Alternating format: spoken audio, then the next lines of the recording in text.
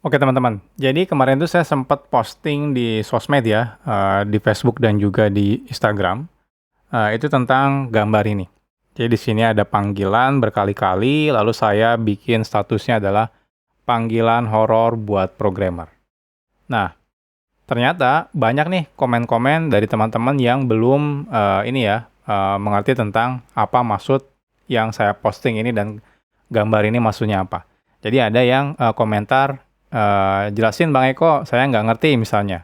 "Nah, aku nggak ngerti Bang," gitu ya. Atau bahkan ada yang berpikir bahwa itu adalah panggilan dari sales kartu kredit atau juga pinjaman online. Tapi itu bukan ya. Jadi karena banyak yang belum mengerti, jadi saya bahas di video ini. Ini videonya harusnya singkat sih, nggak banyak-banyak ya, nggak lama-lama. Oke, kalau teman-teman perhatikan di sini, jadi di sini saya tandai warna merah, kalau ini adalah panggilan dari perusahaan namanya adalah PagerDuty.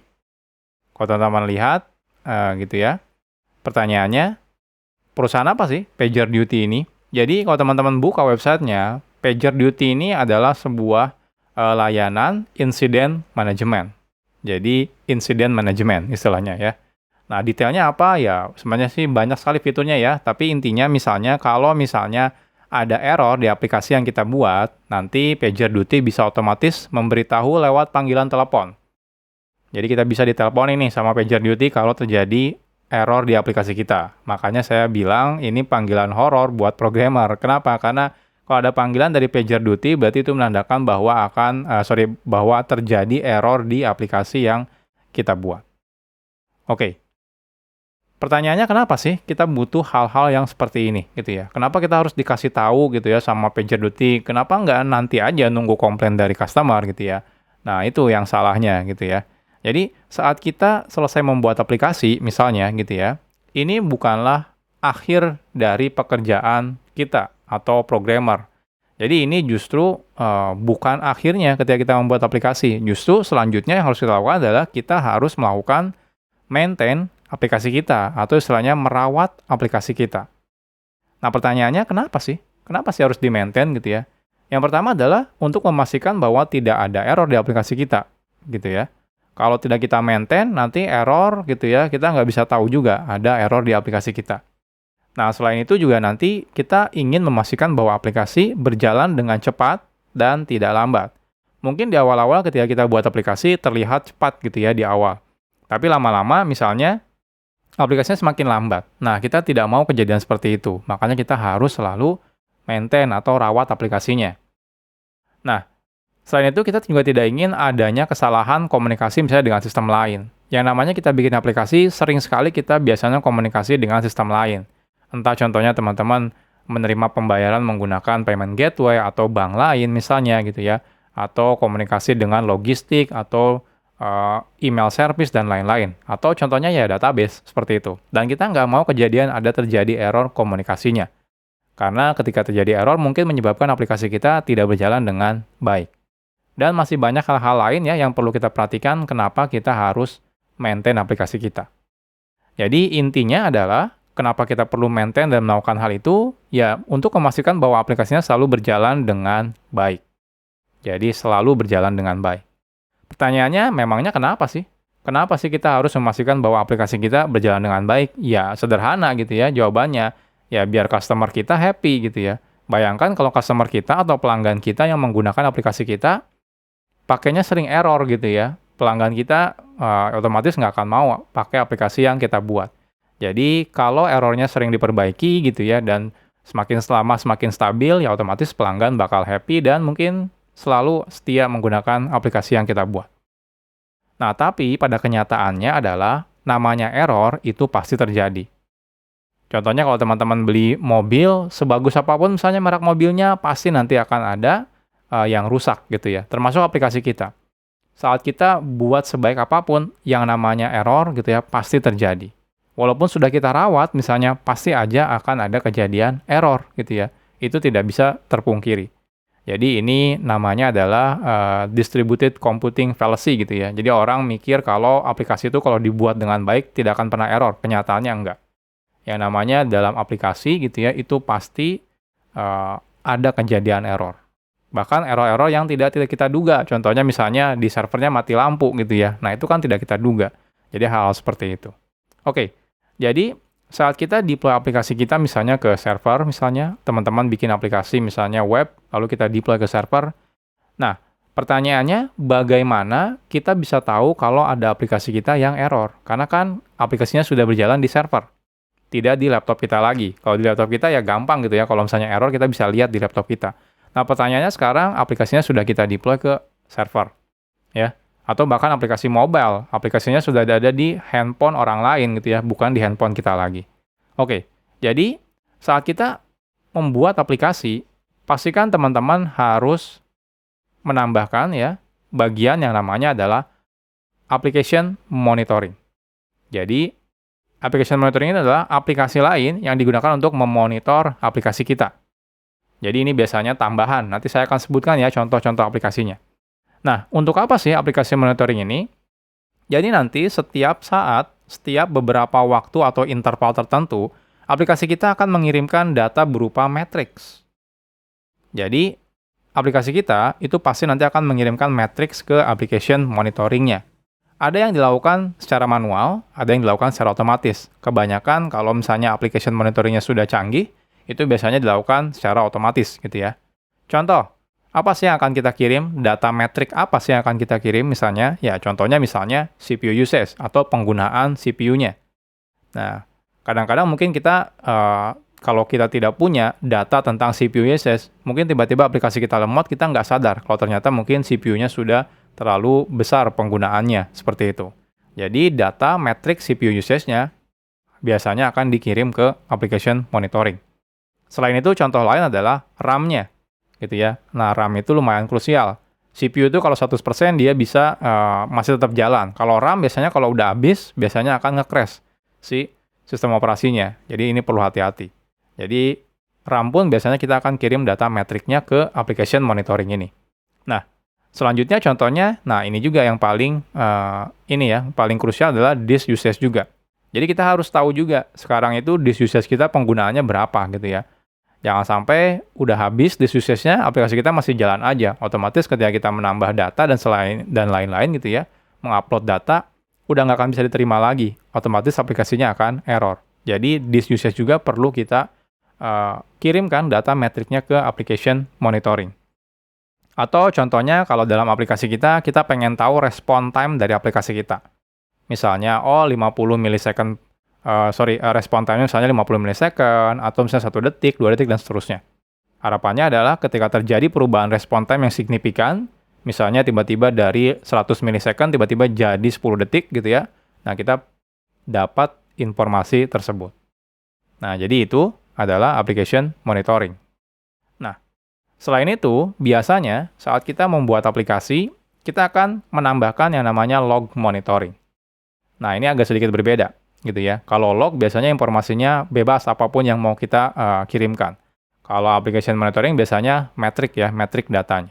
Oke. Jadi nanti dari aplikasi kita biasanya kita akan kirim juga data lognya ke log monitoring. Nah, saya sempat ajarkan di beberapa kelas saya di bahasa pemrograman seperti misalnya PHP, Java, dan lain-lain gitu ya. Itu saya jelaskan tentang logging.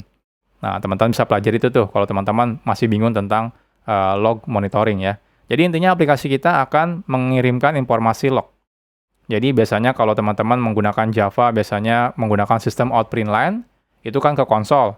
Nah, kita biasanya menggunakan logging, agar nanti data lognya, informasi lognya itu bisa kita kirim ke log monitoring. Informasi apa saja sih yang kita kirim? Ya banyak gitu ya, contohnya informasi debug information, contohnya gitu ya. Atau ya informasi ya sekedar log biasa. Atau bahkan kalau terjadi error gitu ya, teman-teman mau masukkan kata-kata apapun di errornya, nah itu bisa juga kita kirim ke log monitoring. Nah, jadi saat kita deploy aplikasi kita, sekarang tidak hanya aplikasi kita yang harus kita jalankan. Biasanya ada sistem pendukung lain seperti contohnya application monitoring dan juga log monitoring. Nah, selanjutnya pertanyaannya kalau terjadi error gitu ya, bagaimana nih cara biar kita tahu gitu ya errornya? Nah, mau tidak mau, sekarang kita perlu juga sistem yang namanya alerting. Jadi kalau tadi itu digunakan untuk mengumpulkan data metriknya di application monitoring, log monitoring itu untuk mengumpulkan data lognya. Nah, untuk memberitahu ke kita, misalnya ya, kalau terjadi kejadian yang tidak sesuai dengan apa yang kita harapkan, maka kita perlu sistem alerting, ya. Jadi untuk memberitahu. Nah, biasanya yang dilakukan adalah dari semua sistem ini, entah itu dari application monitoring, entah itu dari log monitoring, itu akan mengirimkan alert ketika kejadian sesuatu yang tidak kita inginkan ke si alerting system ini.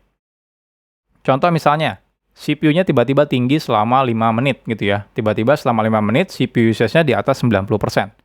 Nah, kita bisa trigger alert ya dari application monitoring. Jadi nanti application monitoring akan mengirim alert dan alerting-nya akan menentukan dia mau mengirim ke siapa. Gitu ya. Nah, contoh lain misalnya RAM-nya habis. Di awal mungkin penggunaan cuma 50%, tiba-tiba naik 60 dan seterusnya sampai ke 99%. Nah, ini juga kita bisa trigger alert ya dari application monitoring-nya, agar nanti dikirimkan oleh si sistem alerting-nya. Atau contoh lain misalnya disknya habis. Nah, ini lebih bahaya gitu ya. Kalau disknya habis, itu mau nggak mau teman-teman harus tambah besar lagi disknya gitu ya. Jadi kita harus tahu juga. Jadi otomatis kalau disknya habis, kita juga bisa mengirim alert gitu ya ke si sistem alerting-nya dari application monitoring-nya. Atau misalnya terjadi error. Teman-teman melakukan log misalnya, oh mau insert data ke database, tiba-tiba error. Lalu teman-teman log error gitu ya. Nah, nanti otomatis log monitoring-nya bisa trigger alert juga ke sistem alerting-nya. Atau misalnya contohnya ada respon time-nya tiba-tiba naik gitu ya ke 5 detik misalnya. Nah, ini juga bisa nih. Tiba-tiba aplikasinya kok tadinya santai aja, misalnya 1 second, respon time-nya tiba-tiba naik ke 5 detik. Nah, kita pengen tahu nih, kenapa kejadian seperti ini. Mau tidak mau, ketika naik ke 5 detik misalnya, nanti application monitoring akan mengirimkan alert ke sistem alerting-nya. Jadi seperti itu. Nah, pertanyaannya, kalau misalnya application monitoring dan log monitoring sudah mengirim alert gitu ya ke alerting system, apa yang dilakukan sama alerting system? Nah, ini bebas gitu ya, teman-teman mau lakukan apa. Yang namanya memberi alert gitu ya, peringatan ke kita misalnya, ke programmer yang membuatnya, aplikasinya, kita bebas mau menentukan via apa. Contoh yang paling umum ya via seperti ini, contohnya kita akan kirim alertnya atau peringatannya lewat email contohnya. Nah, cuma biasanya email jarang dibaca, dibuka setiap saat misalnya ya, aplikasi emailnya. Kita bisa kirim lewat chat. Atau misalnya kalau teman-teman ada hal yang urgent sekali, ya kita bisa langsung telepon. Jadi nanti alertingnya akan nge-trigger untuk menelepon orang yang bertanggung jawab di aplikasi tersebut. Jadi inilah ya, kenapa teman-teman penting implementasi soal monitoring seperti ini. Jadi ini kombinasi sebenarnya ya, ekosistem. Dari aplikasi kita, ada application monitoring, ada log monitoring, ada juga alerting sistemnya. Oke, kita bahas sekarang contoh-contohnya. Jadi contohnya misalnya, kalau teman-teman pengen tahu application monitoring itu ada apa aja sih? Ada banyak ya, dari yang berbayar sampai yang gratis. Contohnya yang gratis itu ada Prometheus. Yang berbayar contohnya ada New Relic, ada Datadog, ada juga misalnya Elasticsearch Application Performance Monitoring atau APM. Nah, jadi ini nih, contoh-contoh aplikasi monitoring. Teman-teman nanti bisa pelajari gitu ya. Nah, contoh lain misalnya untuk log monitoring juga banyak. Contohnya ada ELK ya, Elasticsearch Logstash Kibana. Itu juga solusi yang open source gitu ya, yang gratis teman-teman bisa gunakan. Atau yang solusi berbayar contohnya Splunk, teman-teman bisa gunakan itu untuk log monitoring. Atau Greylog dan Grafana Loki, itu juga gratis ya, teman-teman bisa gunakan. Jadi sekarang nggak ada alasan misalnya, oh saya nggak bisa nambahin log monitoring atau application monitoring karena itu harus bayar, enggak gitu ya. Banyak produk yang open source dan juga bagus yang teman-teman bisa gunakan. Nah, yang terakhir adalah di bagian alerting. Nah, kalau alerting itu banyak juga solusinya. Teman-teman bisa pakai yang di awal saya jelaskan contohnya PagerDuty gitu ya. PagerDuty memang berbayar gitu ya. Atau yang gratis juga teman-teman bisa gunakan Kibana. Kibana juga itu sebenarnya ada alertingnya di dalamnya gitu ya. Walaupun misalnya alertingnya kebanyakan via chat atau email gitu ya. Tapi itu masih ada, ya teman-teman bisa gunakan. Atau Prometheus juga ada alertingnya gitu ya. Atau Grafana itu juga punya alertingnya. Jadi ini ekosistemnya. Jadi teman-teman mulai sekarang, saat kita bikin aplikasi, pastikan teman-teman mengimplementasikan monitoring seperti ini. Untuk memastikan bahwa ketika terjadi error gitu ya, atau kejadian yang tidak diinginkan di aplikasi kita, itu kita langsung tahu saat itu juga. Jadi jangan sampai kita nunggu keesokan harinya misalnya, dan kita menunggu komplain yang banyak dari user. Otomatis kalau sudah terjadi komplain, nanti orang sudah nggak akan mau lagi mungkin pakai aplikasi kita gitu ya, udah keburu kecewa. Jadi pastikan ketika terjadi error, saat itu juga kita bisa tahu gitu ya errornya apa, dan kita bisa selesaikan mungkin gitu ya, atau fix saat itu juga kejadiannya. Oke, mungkin gitu aja teman-teman ya. Nanti kalau misalnya ada vlog-vlog yang menarik, saya akan buatkan vlog lagi. Kita ketemu lagi di video-video selanjutnya. Salam programmer zaman now. Bye-bye.